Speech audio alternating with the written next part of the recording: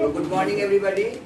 और आज जो हम लोग शुरू करने वाले हैं, क्वेश्चन बैंक का क्वेश्चन करवा रहे थे और 2020 का करवाए थे, ताकि आपको पता चल जाए कि हम क्या पढ़े हैं और कितना पढ़े हैं। तो उसमें एक बेनिफिट आप लोग को ये भी हो रहा है कि जो क्वेश्चन अब हम लोग बनवा रहे हैं, तो जो ऑब्जेक्टिव क्वेश्चन है उसको हम सब्जेक्टिव में कन्वर्ट करके थ्योरी के रूप देके आपको हम जो है से बता रहे हैं। तो अभी जो हम लोग वही शुरू करेंगे जो 2020 का 20 क्वेश्चन तक बता दिए थे पिछले क्लास में। अभी जो है 20 से हम शुरू करते हैं और उसका सॉल्यूशन के साथ आपको बताते हैं। चलिए देखते हैं हम लोग क्वेश्चन नंबर 20 के बाद।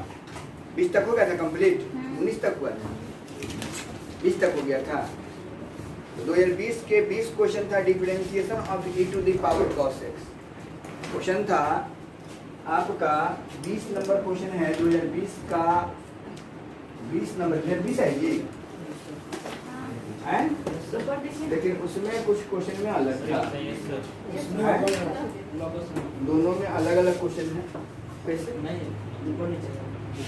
अच्छा ठीक।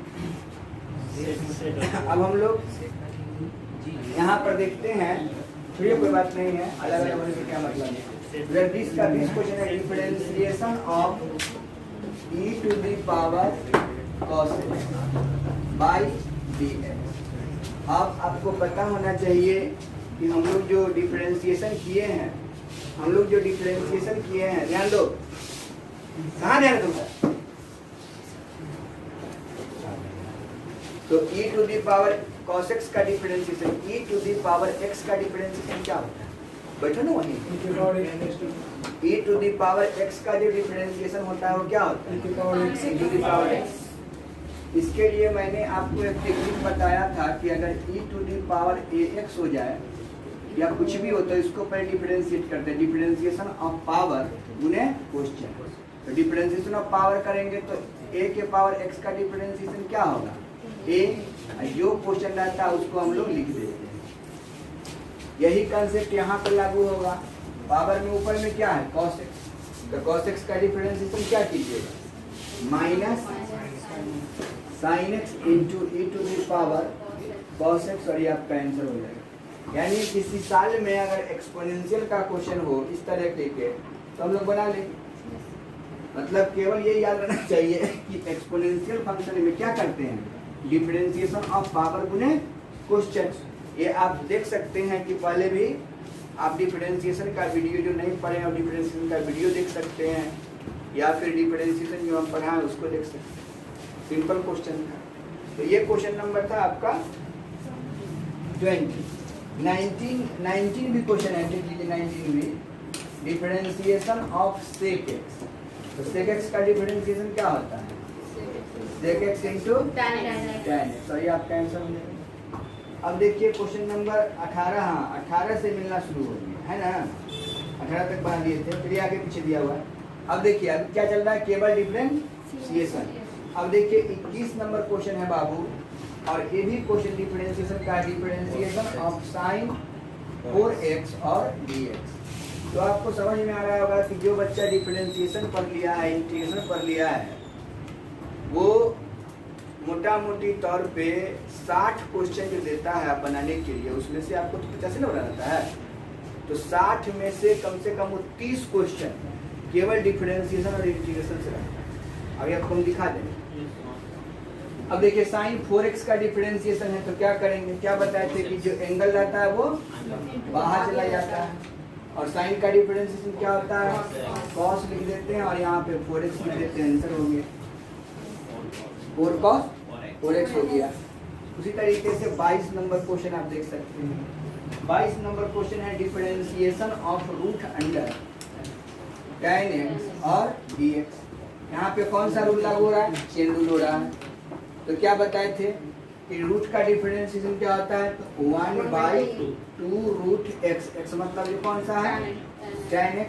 और फिर tan x का डिफरेंशिएशन क्या हो जाएगा? सॉरी, आपका आंसर हो गया। बताइए कि इस में कलम लगाने की आवश्यकता है? कलम लगाने की भी आवश्यकता नहीं है। अब देखिए क्वेश्चन नंबर 23 है भाई साहब, कि differentiation of log cos e to the power x, है ना, cos e to the power x, और यहाँ पर dx दिया हुआ। तो यहाँ भी कौन सा रूल काम कर रहा है? चेन रूल काम कर रहा है, चेन रूल काम कर रहा है। इसको बंद करो। तो हम लोग ये देख रहे हैं कि log ऐसा हो गया, इसको हम लोग क्या करेंगे? अब बताओ भाई, इसमें क्या को फंक्शन गिन लीजिए, 1 2 3। तो इसको क्या बताए थे कि चेन रूल में क्या नियम बताए थे कि बारी बारी से सबको डिफरेंशिएट करते जाएंगे और गुना करके लिखते जाएंगे। तो लॉग का डिफरेंशिएशन क्या होता है? 1/x, तो x पूरा ना है, यानी कि cos e to the power हो गया इसका काम। अब कौन बच गया? cos। तो cos का डिफरेंशिएशन क्या होगा? sin, लेकिन minus sine e to the power, इसका 2 नंबर का भी होगा। अब लास्ट कौन बच गया? e to the power into e to the power x। बोलो किसी को कोई दिक्कत है दिक्कत बच्चा? अब इसको क्या करो कि साइन बटे कॉस क्या होता है सर? tan। तो लिखिए minus tan e to the power x into e to the power x, और ये आंसर हो सकता है। इसको पहले भी लिखा जा सकता, आगे पीछे लिखा जा सकता, टेंशन लेने की जरूरत नहीं है। तो आपका 23 नंबर क्वेश्चन देखिए। अब क्वेश्चन नंबर हम आपको 24 दिखाता हूँ। 24 नंबर में है differentiation of cot inverse x dx। cot inverse का क्या होता है डिफरेंशिएशन बताइए? -1/1 प्लस x स्क्वायर। तो इसका आंसर हो जाएगा -1/1 plus x square. 25 number question देखिए। 25 नंबर में है the rate of change of the area of a circle with respect to radius r। समझे? r कितना दिया हुआ है? 6 सेंटीमीटर। ठीक, तो एरिया ऑफ सर्कल क्या होता है? सिंस एरिया ऑफ सर्कल होता है पाई r स्क्वायर। तो rate of change of area, तो dA बटा dr किसके रेस्पेक्ट में है? r के रेस्पेक्ट में। तो इसको सॉल्व कीजिएगा तो कितना हो जाएगा? 2πr। r का मान कितना दिया हुआ है? 6।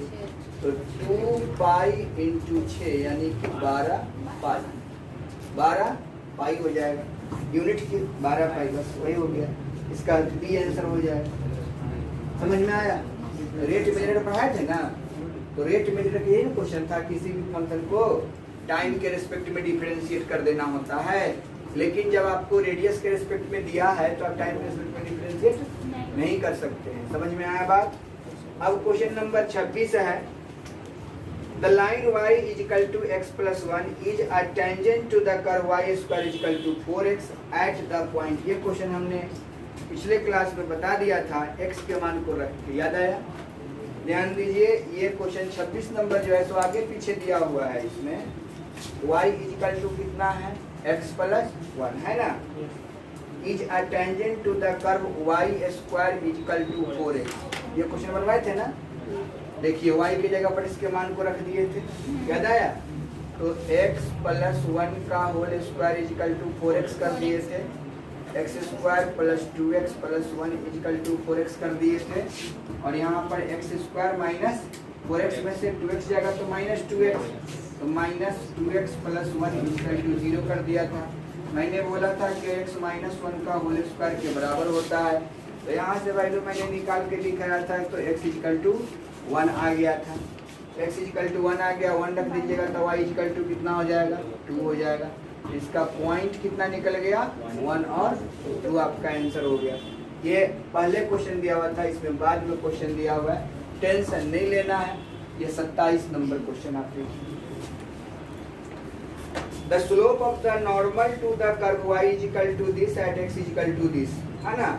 अब slope of the normal, slope of the normal का फॉर्मूला क्या होता है? Minus dy by dx। Slope of tangent होता है dy बाई dx, लेकिन स्लोप ऑफ नॉर्मल होता है minus dy by minus 1 by dy by minus 1 by dy by dx। तो पहले भाई साहब हम लोग dy बाई dx को निकाल लें। तो यहाँ से दिखाई दे रहा है y इज इक्वल टू दिया हुआ है 2x स्क्वायर प्लस 3, तो dy by dx is equal to कितना हो जाएगा? 4x हो जाएगा। x इक्वल टू कितना दिया हुआ है? 0 दिया हुआ है। x इक्वल टू 0 दिया हुआ है तो dy by d x equal to तो 0 हो जाएगा, है ना जी। Slope of normal to the curve y equal to 2x square plus 3 sine x है बच्चा, 3 साइन x छूट गया था, कोई बात नहीं है। ये 4x प्लस 3 क्या हो जाएगा, cos x हो जाएगा, और यहाँ पे x इक्वल टू 0 रखना है तो ये वैल्यू 0 हो जाएगा, और cos 0 का वैल्यू 1 होता है, तो 3 इंटू 1 हो गया, तो dy बट्टा डी एक्स इक्वल टू कितना निकल गया 3, dy by d x equal to 3। तो हमको क्या निकालना है, -1 by dy by d x, नहीं ना, -1/3, तो आंसर हो जाएगा इसका -1/3, यानी कि बी ऑप्शन हो जाएगा। समझ गए। अब है देखिए 27 के बाद है 28 नंबर क्वेश्चन। 28 नंबर क्वेश्चन में इंटीग्रेशन ऑफ dx, तो dx का इंटीग्रेशन कितना आता है, x होता है, तो आप इसको लिख सकते हो कि x प्लस c, आंसर या x प्लस c, ठीक है। उसके बाद है आपका 28 के बाद है 29, integration of under root 1 minus sine 2x, 1 minus sine 2x dx। अब देखिए कि आपको पता है कि 1 माइनस साइन 2x का जो फॉर्मूला होता है वो क्या होता है, 1 माइनस साइन 2x का फॉर्मूला क्या होगा, 1 की जगह पे sign square x plus cos square x, और साइन 2x की जगह पर क्या लिख सकते हैं, तो 2 sine x into cos x, यानी फॉर्मूला बन जाएगा a माइनस बी का होल स्क्वायर, यानी sine x minus cos x का होल स्क्वायर, यानी इसको सॉल्व करेंगे तो हो जाएगा sine x minus cos x का होल स्क्वायर और dx। यहाँ से जो वैल्यू निकलेगा वो साइन x और कॉस x रूट खत्म हो जाएगा, तो साइन x का डिफरेंशिएशन क्या होगा भाई, इंटीग्रेशन साइन x का minus cos x, minus cos x और कॉस x का तो साइन x होता है, तो माइनस नहीं होगा, इसका प्लस में होता है भाई, तो माइनस लगेगा और यहाँ पे साइन x लिख देंगे, प्लस c कर देंगे, माइनस को आप कॉमन कर लो तो आपको sine x plus cos x plus c हो जाएगा। समझ गए। तो इस तरह से हम लोग क्या देख रहे हैं कि अभी तक आप गिन के देख लो कि डिफरेंशिएशन इंटीग्रेशन से अभी तक कितना कुछ बना लिए, 1 2 3 4 5 6 7 8 9 10 11 क्वेश्चन केवल डिफरेंशिएशन इंटीग्रेशन से बना चुके हैं। इसके पहले भी शायद कुछ था जो हम बनाए हैं डिफरेंशिएशन और इंटीग्रेशन के क्वेश्चन। तो आपको मैंने बोला है कि 30 से 35 क्वेश्चन, 30 तक क्वेश्चन केवल डिफरेंशिएशन इंटीग्रेशन से होता है, जो मैंने आपको पढ़ा दिया है। तो 30% मतलब कि 30% कह रहे हैं, अगर 50 में 30 क्वेश्चन को आप बना लेते हो तो 30% ऑब्जेक्टिव आपका क्लियर हो चुका है। सब्जेक्टिव में 30% वो भी क्लियर हो गया, तो आपका 30-60 नंबर यानी फर्स्ट डिवीजन के लायक नंबर आप लोग ले आए। अभी अगर एग्जाम लिया जाए कुछ भी ना पढ़ाए हुए कि चलो परीक्षा दे दो, तब भी आपके पास इतना नंबर आ सकता है। लेकिन इसके लिए आपको कंसंट्रेट होकर पढ़ने की जरूरत है, हवाबाजी करने से कुछ नहीं होने वाला। चलिए देखते हैं आगे, इसको नोट करना है। अब देखिए क्वेश्चन नंबर, अब क्वेश्चन नंबर हो गया आपका 30। अब 30 कितना बच्चा वाला है आप सोच सकते हैं, नर्सरी क्लास वाला। यहाँ पर लिखा हुआ है कि dx upon sine square x into cos square, है ना sir, sign square x into cos square. ये एनसीईआरटी में भी क्वेश्चन दिया हुआ है, ये क्वेश्चन एनसीईआरटी का भी। अब बताइए इसमें क्या करना है, आपको याद होगा तो मैंने बोला था कि अगर नीचे में sign square x into cos square तो ऊपर में तो कुछ नहीं तो 1 है ना, इस 1 की जगह पे हम sign square x plus cos square लिख सकते हैं। बस इसी के जगह पे हमको लिख देना है sign square x plus cos square x divided by sine square x into cos square x dx। अब इसको अलग अलग कर दीजिए, तो sign square x divided by sine square x into cos square x plus cos square x divided by sine square x into cos square x। कटा बेटा। अब आपको दिखने लगा होगा कि कॉस स्क्वायर x ऊपर जाएगा तो बन जाएगा सेक स्क्वायर x, और यहाँ पे dx आप लगा सकते हो क्योंकि दोनों पे dx है, प्लस इंटीग्रेशन ऑफ, इसको ऊपर ले जाइएगा तो क्या बन जाएगा cosec स्क्वायर x dx। अलग अलग कर दिए। sec स्क्वायर x का इंटीग्रेशन कितना होता है tan x, तो आप यहाँ पे tan x लिख दो और cosec स्क्वायर x का क्या होता है माइनस cot x, यहाँ पे माइनस cot x लिख दो प्लस c कर दो, आंसर हो जाएगा। केवल फार्मूला है, केवल फार्मूला है। अब आप देखो 31 क्वेश्चन में आप लिखा है कि integration of tan x dx, क्या ये फार्मूला नहीं है? फार्मूला है कि नहीं है? इस फार्मूला को मैंने cos में भी तोड़ना बताया और sec में भी तोड़ना बताया।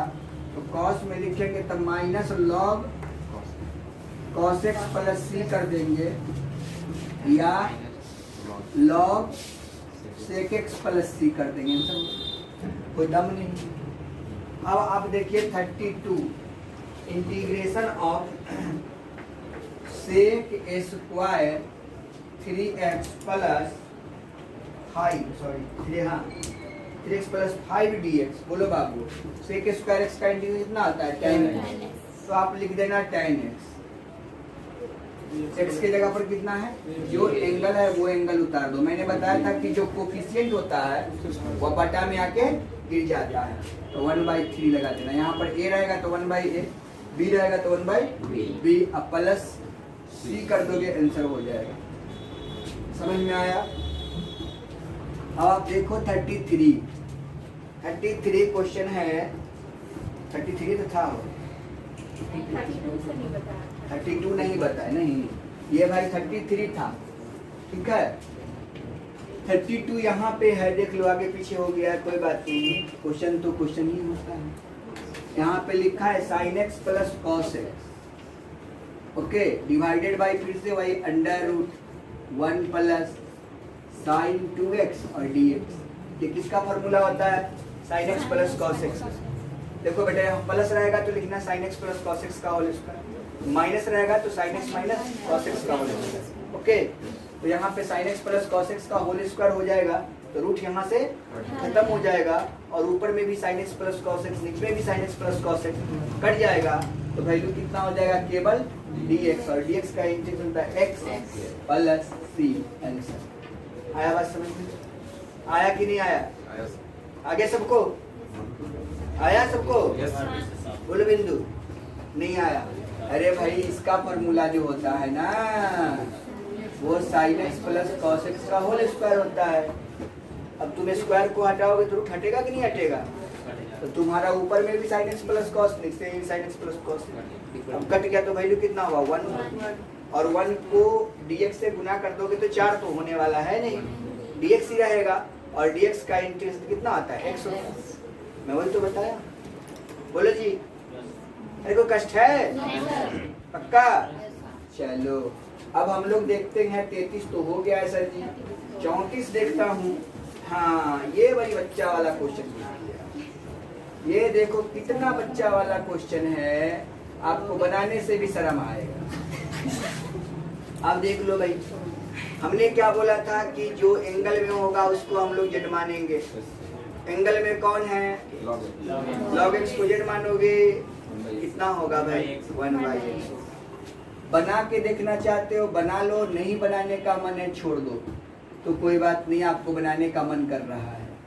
z log x हो गया, क्या बोले थे, इसको डिफरेंशिएट करते हो तो यहाँ से 1/x निकलता है, फिर dx निकालोगे तो x इंटू dz हो जाएगा।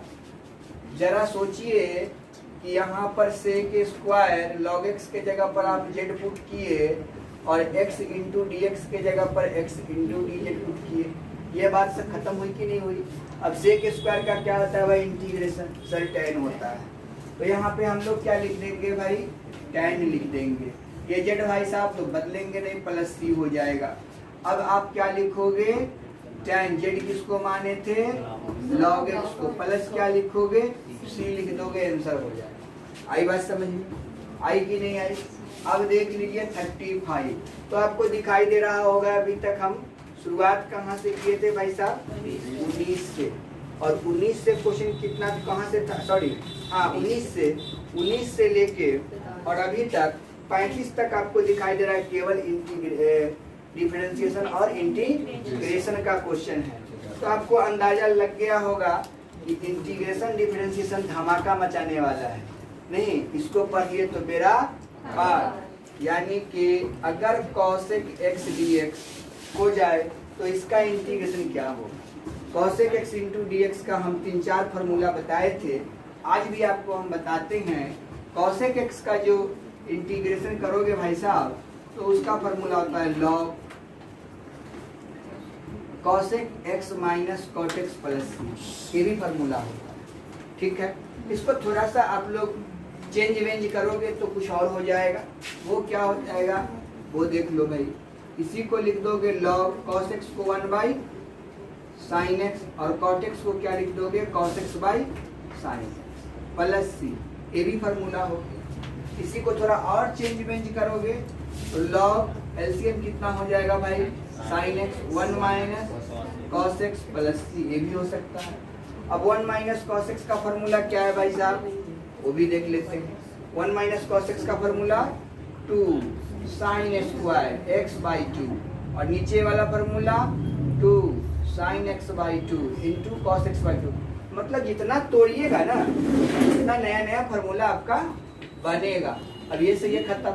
Sine x by cos x कितना होता है tan x होता है। दोनों में एंगल क्या है x बाई 2 है, तो क्या आप लिखोगे log tan x by 2 plus c, मतलब ये भी आप लिख सकते हो। तो अब आपके ऑप्शन में किस स्टाइल में दिया हुआ है वो तो भाई आप ही को पता होना चाहिए, हमको तो पता होगा नहीं। आप देखो और फिर आपको चाहे जो ऑप्शन मिल जाए उसको आप टिक कर लो। समझ में आया? और ये वाला है, चलिए तो इस फॉर्मेट को आप मार लो। समझ में आ गया बात? अब आप देख सकते हो 36 नंबर। अब 36 में भी कुछ ऐसा ही है। अब इंटीग्रेशन ऑफ दिया हुआ है x square e to the power x cube dx। अब बोलो भाई, मैंने क्या बोला था कि जब फंक्शन के पावर के रूप में होता है उसको हम लोग z मानते हैं। तो इसमें z किसको मानने की आवश्यकता है x स्क्वायर x क्यूब को, सॉरी। तो हम लोग पुट कर देते हैं z इक्वल टू x क्यूब। तो dz by dx equal to कितना हो जाएगा 3x स्क्वायर हो जाएगा। तो dx इक्वल टू कितना हो जाएगा dz बाई 3x स्क्वायर। आया बात समझ में? आया कि नहीं भाई? 3x स्क्वायर हुआ।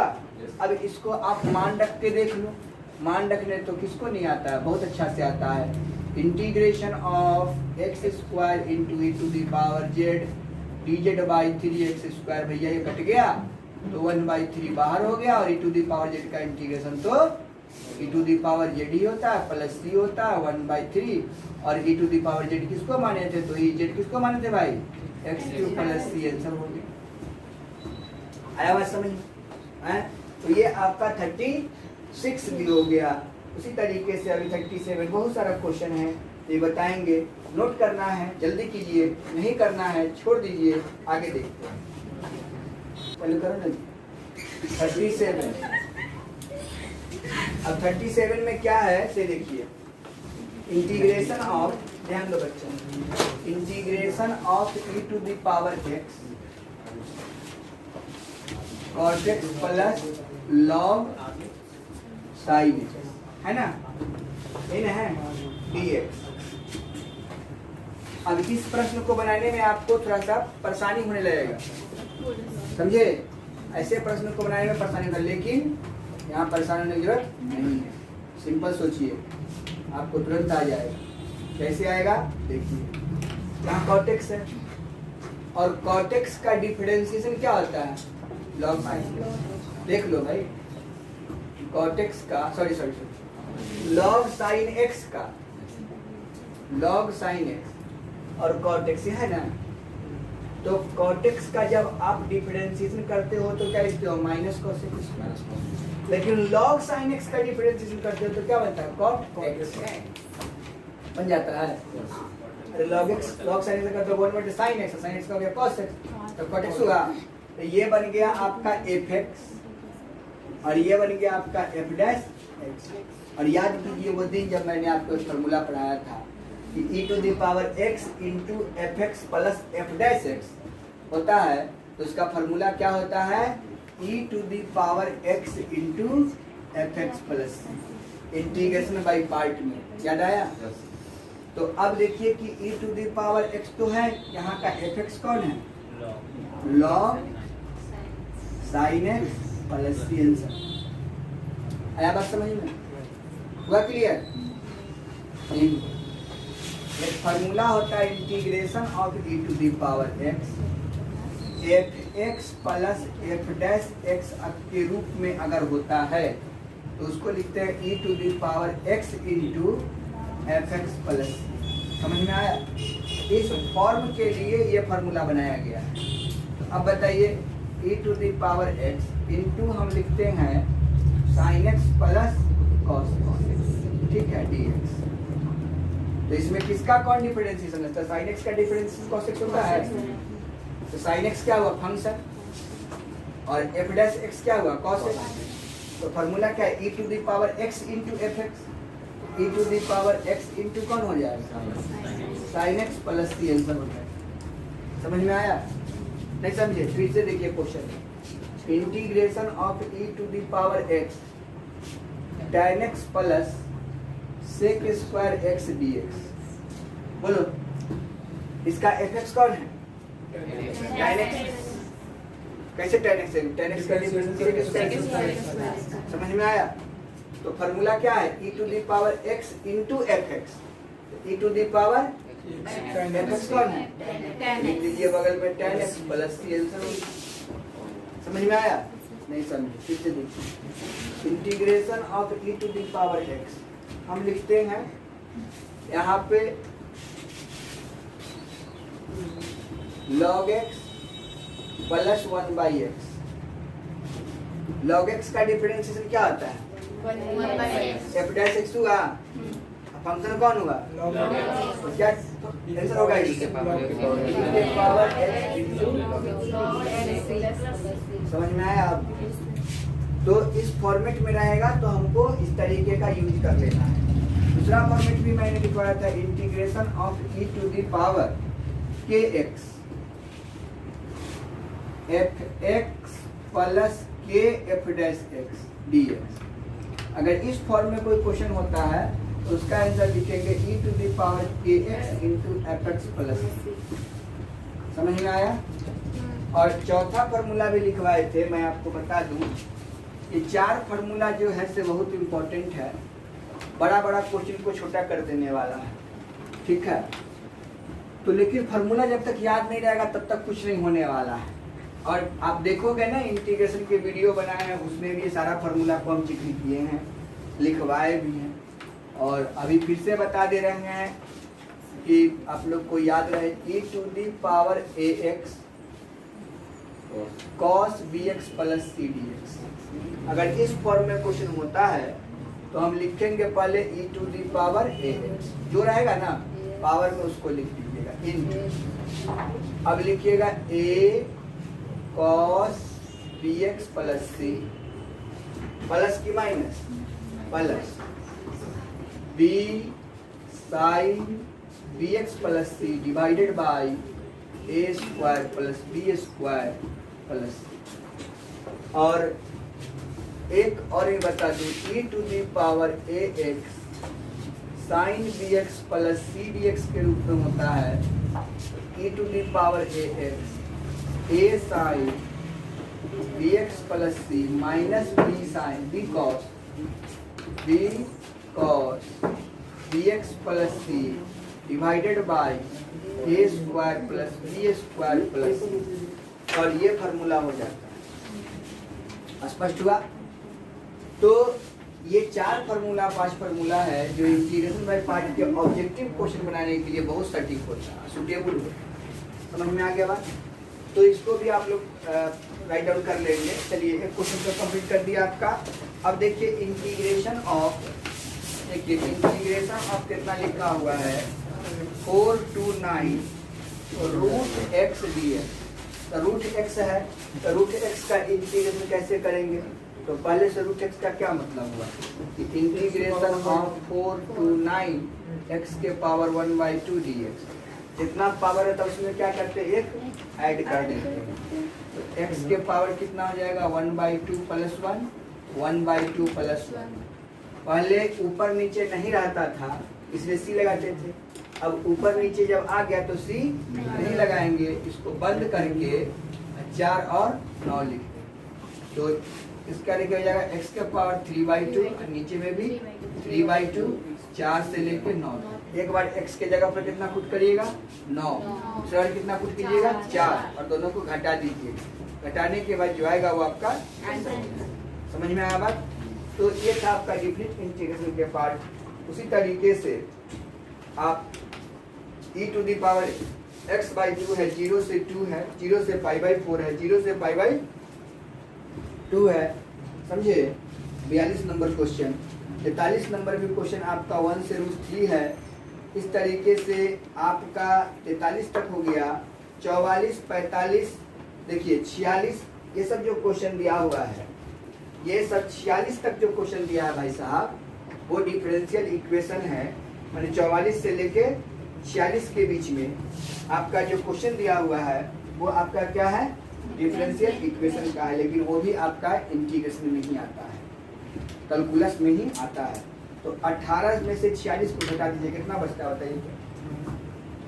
46 में 18 को आप माइनस करोगे तो कितना बचेगा, 16 में से 8 गया और यहाँ पे बच गया आपका 2 बच गया, 28। समझ में आया। तो आप देख सकते हैं कि 18 से लेकर 46 के बीच में 28 हुआ, 46 नंबर 1 और 18 नंबर 1, दोनों मिला के कितना हो गया, 30 क्वेश्चन। आप देखिए कैलकुलस से केवल 30 नंबर पूछा हुआ, ऑब्जेक्टिव में केवल कैलकुलस से 30 नंबर का क्वेश्चन पूछता है ऑब्जेक्टिव। और इस बार जो है टारगेट 40 से 45 नंबर जी, कैलकुलस से 40 से 45 नंबर का क्वेश्चन होगा, कम से कम 40 तो होगा ही होगा। तो आपका 10 नंबर जो रिलेशन और फंक्शन से होगा नहीं बनेगा, मैट्रिसेस डिटरमिनेंट्स होगा नहीं बनेगा। तो 50 नंबर आपका ऐसे ही आएगा, हवा में चुटकी में आ सकता, चुटकी में आ जाएगा। तो आप उसको कंप्लीट करिए, समझे। और आगे हम लोग अभी फिजिक्स पढ़ेंगे। तो आज यहीं तक, फिर मिलते हैं नेक्स्ट क्लास में। जय हिंद, जय भारत।